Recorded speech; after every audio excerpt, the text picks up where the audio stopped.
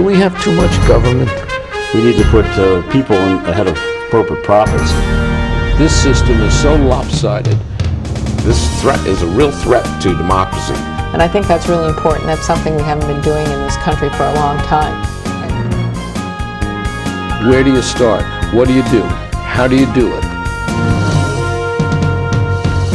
Access to Democracy is sponsored by Thomson Reuters, providing legal professionals with the intelligence, technology, and human expertise they need to find trusted answers. Products include Westlaw, Practical Law, and Firm Central legal practice management software for small law firms. Thomson Reuters, the answer company. Online at thomsonreuters.com. Access to Democracy is made possible in part by a donation from Firefly Credit Union. Firefly is the new name of U.S. Federal Credit Union, which has proudly served the financial needs of the Greater Twin Cities community since 1925. At Firefly, we guide our members forward and give them the power to chase dreams by delivering the financial solutions they need to get ahead. From checking accounts to mortgages, we'll light the way. We are Firefly Credit Union, and this is Life Illuminated.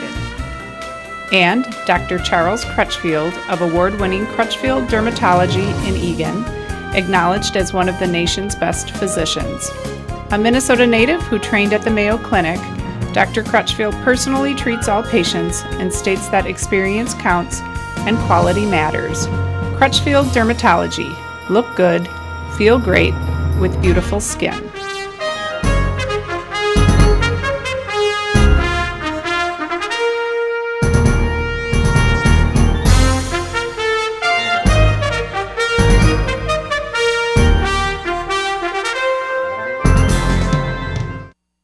Welcome. Access to Democracy returns. Alan Miller with you as usual. And want to say thanks to our terrific crew that's making this possible. And a first-time guest, but somebody who we have known for a long time, if not personally, Dan Peterson. And Dan is well known in the Twin Cities as an actor, as a director, as someone who's been very active in the board of directors at Theater and Around. Correct. And tell us some of your other accolades and background. Well, I graduated from Augsburg College in theater arts, and because of my work at Augsburg in the theater department, we were asked to visit local theaters and review the shows and diagram for set design classes and so on. And one of my favorites to go to was Theater in the Round. And of course, at that time, it was still down on Stevens Avenue. So when I graduated from Augsburg in '67, there was an announcement for an audition. So I went down and auditioned for Noel Coward's Hay Fever and was cast as Simon in that show, and that was my first experience with Theater in the Round back in 1967. So I often say in my welcoming speech to the board speech to the audiences at Theater in the Round that I've been with Theater in the Round since the Johnson administration, but not the Andrew Johnson administration. And then the next year was also involved in that same theater space in Philadelphia, Here I Come, and then have done 20 plus shows. I think it's near 25 shows as an actor at Theater in the Round, and 22 now I think it is as a director at Theater in the Round. Yeah, we just saw a show that you directed to kick off the season, as a matter of fact, at Theater in Around, which is in its 66th year. That's correct. As the oldest theater in Minneapolis. We can't say the Twin Cities because I think Old Log is the one that outdates us. Well, let's say the oldest community theater. That's correct. And certainly the only theater in the round that has survived that long. That's true. With some very ambitious shows. I mean, Sharon and I have been members of TRP for many years, really since we moved here in '97. I think we probably joined in '98, and it becomes habit forming. You can't kick it. It's great. So we also always appreciate patrons like you who come and are long-term subscribers and patrons. So the show you're talking about to open this season was Alan Ayckbourn's Taking Steps. We'll take a look at that in a few minutes. Okay. And Alan Ayckbourn is one of my favorite playwrights, actually. He's kind of the British Neil Simon, very popular in Great Britain. So Now, you have a small space that you're working with, and yet this play is set on 3 levels of a house, it is, yes. which really blew my mind going in, saying, how are they possibly going to do this? Particularly in the round, right? Yeah. Well, actually, Alan Ayckbourn wrote the show for the round. He writes for his St. Joseph Theatre in Scarborough, England, which is a round theatre. Actually, it's very square. And ironically, they are producing Taking Steps currently on the stage there. He's remounting it. And I did get a photograph, I was able to find it online, of their set. And so he wrote it deliberately, since it's a farce, and he claims it's his only true farce, full-length true farce, that instead of doors that a farce usually relies on, he made it into floors. So like- all 3 floors are squashed into one level, and even the steps are just laid out on a flat level. And it takes a little imagination on the part of the audience, but somehow or other, skillfully, I guess, with your hand guiding them, they pulled it off. Thank you, I appreciate As that. opposed to farces like, what is it, Noises Off or Right. something like, which is doors slamming Yes. and and things like rotating that. stages. Yeah. And Matter of fact, we have the playbill here from, if Raven can get a close-up of it, from the one that you just directed, and that's Taking Steps. We also have this year's brochure from Theater and Around, which not only shows all the shows of the year, and there we go with Taking Steps, with a little write-up for them. right. But we have to talk about the cost of Theater in the Round, because, and you know, I attribute that really to, thank you very much. That's some of the upcoming shows that we'll talk about. And I thank you, Raven, for sneaking in from the control room to give us a few close-ups. And so you've Well, done Theater in the all Round of has not raised their ticket prices in, I believe it's 10 years, their season ticket prices, I should say. So if you buy a season ticket to Theater in the Round, you can either do it for a specific seat on a specific night, or you can get passes that allow you to see 9 shows, or if you buy 2, or you can see, you get 9 passes, so you can use them for 1 each show, or you can use all 9 in one show, or you can distribute them however you want. And you can also pick the day that you go. That's correct. Which is really convenient, because the shows run for what, about 4 weeks? 4 weekends usually. 4 weekends, I think yeah. usually the Christmas show, the one from November to December, is 5 weekends, and that's an Agatha Christie this year, and then there were none. But most of them run just the 4 weekends. So with a season ticket, you are paying $15 per show, as opposed to the walk-up ticket price, which is $22, which is still, for most theaters in town, very reasonable. In this day and age, it's a bargain. It is. And not only is it a bargain because of that, it's a bargain because of the quality of the talent. And I don't know if the actors are getting paid now. They didn't used to. They are not. Only the director gets paid. Only the director gets paid as part of the artistic staff. That's correct. The actors, the designers don't get paid. They do now have a tech director who's responsible for building the set, or certainly helping build the set and do most of the building. But the designers don't get paid, the costume people don't get paid, the actors don't get paid, and the director does get a stipend for directing the show. As well he or she should. Right. Now, you usually rehearse, what, for 4 weeks? I would say 5 to 6, including the tech week, which includes 2 previews. Before opening night on a Friday night, the Wednesday and Thursday are usually preview shows, just to get the actors used to some kind of audience response, particularly with a comedy. That's very helpful to get that response.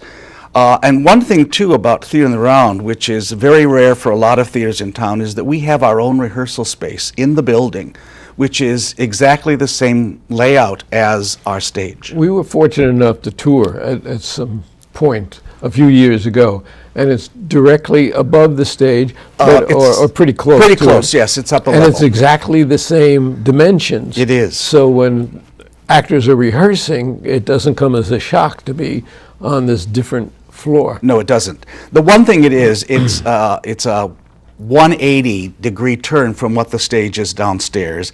So sometimes actors will get confused when they get down in terms of which entrance to come in.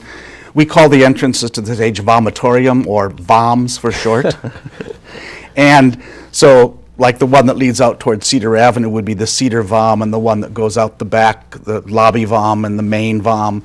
Sometimes they will come in the wrong entrance, and because they're just turned around from being upstairs. And sometimes you'll be sitting there, and all of a sudden, over your shoulder, there are actors up on a platform. There are two platforms that can be used, one over what is the Cedar VOM, and then the other between two sections A and F that can be used for acting. We try to keep most of the action, though, in the arena, and even if there's acting on those platforms, we try and have it usually between an actor on the platform and someone on the stage. But occasionally there's action just on those platforms. Now, in addition to the acting you've done and the directing you've done, you also, as a matter of fact, are currently about to appear in Driving Miss Daisy at a new theater in Bloomington. So tell us a little bit about that. Okay, this is a brand new theater. It's part of the Masonic, Heritage Masonic Center down in Bloomington at the end of Normandale, or down near the end of Normandale Road. The theater is just a little over a year old, and they were looking for companies to come in. An actress friend of mine, Mary Kay Fortier Spalding, has always had this urge or this desire to do a trunk show of Driving Miss Daisy. And since this theater doesn't want a permanent resident theater company, they want shows like a trunk show to come in, set up for a weekend or Trunk a show meaning what? that there isn't a permanent set piece. For example, we have some chairs and tables and two benches that represent the car, and mostly performed in front of blacks as opposed to a full set, say. And it all loads into, actually it's a trailer, not a trunk, but it all loads into one trailer, and we can unload it so we can take it to various areas. In fact, in March we're scheduled to go to Albert Lee to do a performance in next March there as well. You're playing Miss Daisy in this? Oh, you're not. I'm the right age, but I'm not. I'm playing Booley, Miss Daisy's son, who is encouraging her to hire a driver since she has had a pretty serious accident and demolished a 3-week-old Packard, and feels that it's not safe for her to drive anymore, and so he hires this colored man to be his mother's driver, and she, of course, fights it along the way. In those days, it was colored man. Right. Today, that's not politically Right. correct. But in the script, that's Yeah. what they refer to it, and so eventually, it's really a love story between the two of them and how the years of their association, and the show takes place over many, many years. She ages from 74 to 98. And so I age from the 50s to the 70s over that same period of time. And it's interesting in that regard also, because it's only a couple of acts, and you have to, really accept the change in the individuals in that short period of time. That's correct. It was a wonderful movie, and the niceness of it is, and I don't know how many people can fit into this venue, is that you get the feeling of these people close, and you can really, really feel the emotion as you can in theater and around. You can, and we play it downstage. It's a proscenium stage at the Ives. We play it as downstage as far as possible so that we are as close to the audience and can be. The lower level, which is mostly what they're using for this show, seats, I believe it's, I want to say 240, which is not a very large size. It makes it very intimate. There's also a balcony that holds probably another 100 or so. Which would make it about the same size as theater and around, Right. in terms of audience. Yes. Yeah. So, but it's an experience that it's to be in that space and to work with these actors, and we always say that the fourth character, because it's Miss Daisy, Hoke the driver, Booley her son, we always say the fourth character is the soundtrack, because the sound that is used to transition between scenes, to indicate mood, is very helpful in terms of conveying the message of the show as well. Well, for those of you who will see this interview in the next week, we're talking about October 20, 21, and 22 at Bloomington in the Ives In Theater. the Ives Theater at the Masonic Heritage Center, yes. And you have some contact information up there, and you can call. You will get a very professional group of people who really, really can convey the emotion Indeed. in an intimate setting. And it's something that we have tremendously enjoyed. Good. So, And you may have met Mary Kay, or you may know who Mary Kay Fortier Spalding is, because she was in my production of Private Miss Jean Brodie that I directed at Theater in the Round. She was Miss Mackay. Could very well be the head mistress of the school. And how do you go about casting this? Well, you know, Or these Theater in the Round performances? has open auditions. There's never any pre-casting done at the theater. Anyone is welcome to come and audition. They're announced through the website, the Theater in the Round website, also on Minnesota Playlist, which is a Facebook page for theater people. And then most cases, it's either reading from the script or through memorized monologues. And the director just has to make their best options in terms of what he sees and the combinations of people that he can put together. I always say that I feel one of my strengths as a director is in casting, because then that makes my job easier for the rest of the process. And it's going to be difficult, but the wealth of talent in the Twin Cities is just incredible. It is phenomenal. And you know, I can't think of any show in 20 years where we've said, wow, that person was really miscast. We also go to Park Square, we also go to Guthrie. Mm-hmm. And if Sharon could find a couple more, we'd probably go to those also. But Well, I hope you could make it out to see Driving Miss Daisy. well, we're going to make a real effort to do that. Great. And that'll be fun. So then you make the selection, you give the cast their script or... Right. And then we usually start the rehearsal process with a read-through, where we sit around a table and just read the script just to get familiarity. The designers are usually there that night to present the design of the set and costumes, and probably do measurements for costuming at that time as well.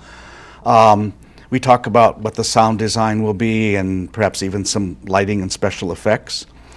And then we put it on its feet up in the rehearsal room. Some shows may require what we also call table work, where you talk about characterizations before you actually get it up on its feet. I like to get it on its feet as soon as possible and let the actors discover through movement their characterization rather than talk it out quite so much. Now, we have some interesting accents that people have to really adopt for their performances, be it British or otherwise. British probably the most popular. Probably the most common, And yes. how do you go about that?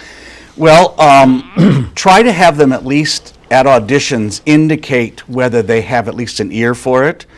And for actually the last 3 shows I've directed have been British shows: Jeeves Intervenes, Private Lives, and Taking Steps. And I've had a terrific dialect coach, Janice Stone, who has been great in terms of giving hints where the placement of the accent needs to be in the mouth, which is very different than the Americans to speak the British. And when we did Prime Miss Jean Brodie, of course, there was some Scottish accents that were needed for that. And again, Those are terrific. really hard ones. Those are to- really hard ones. to they are. manage. Yeah. Ah, you betcha. As opposed to the Minnesota accent. Yes. Now, before the season, how are the plays selected? Good question. There is what we call the reading committee, and they go through hundreds of scripts. People can make recommendations. Directors can submit titles that they might be interested in to this committee, and then they go through and make up a list of maybe 25 to 30 titles that would work. Classical, modern, new works, something family-oriented perhaps. Which you in try there. to mix into every season. Exactly. And then that is sent out to potential directors. And then those directors go through the list and say, I really would love to direct this show. This has always been on my bucket list. No way do I ever want to direct that show. I would be willing to direct this show because I think it's a good show. If you can't find someone else, I certainly would be interested. Anyway, they kind of rate them. And then that is sent back to the committee, and they try to pair up directors, and eventually come down to a slate, which is then sent to the board of directors. And the board of directors doesn't have what we call line item veto. In other words, they can't say not that show. So they either vote the whole season in or the whole season out. But of course, in voting the season out, they can say, I'm not voting for this season because of this show. And then it's sent back to the committee to try and find a replacement. And then eventually, with the approval of the board of directors, the season is selected. And you have to pay for the rights to these copyrighted shows. Indeed. In fact, now more than before, a lot of the publishing houses are requiring payment of the rights before they'll even send out the scripts. And it's probably anywhere, for a non-musical, it's probably anywhere from $35 to $85 to $150 per performance. That's not per production, but that's per show. And we do 12 shows usually, 12 to 15 shows, mostly 12 shows for each show. So that's a big expense right there. And musicals, of course, are much more than that. You pay probably anywhere from $150 to $250 to $500 for a musical, plus the rental of the orchestration. And you've done musicals at Theater in the Round also. We have. This last season, the 65th, included 110 in the Shade. So We saw a Rodgers, not a Rodgers and Hammerstein, the British musical. Gilbert and Sullivan? Yes, that's what we saw. Oh, yes, we have done them. And of course, those are nice because other than the rental, there are no rights for those because that's public domain. So I think the most recent Gilbert and Sullivan we have done might have been HMS Pinafore or Pirates of Penzance. One of those I'm two. trying to remember which Yeah. one I don't. I think we've done both of them. I'm not sure which one But, was most recent. And then there are certain playwrights who periodically appear in that season's performances. Agatha Christie being one that you probably try to get one a year. Park Square with Sherlock Holmes, Right. Oscar Wilde, and so on. And the next show at TRP is going to be a Tennessee Williams, Right, which correct. is In fact, this is being taped on the 13th, so tonight is opening night of that show. So it'll run the month of October, basically.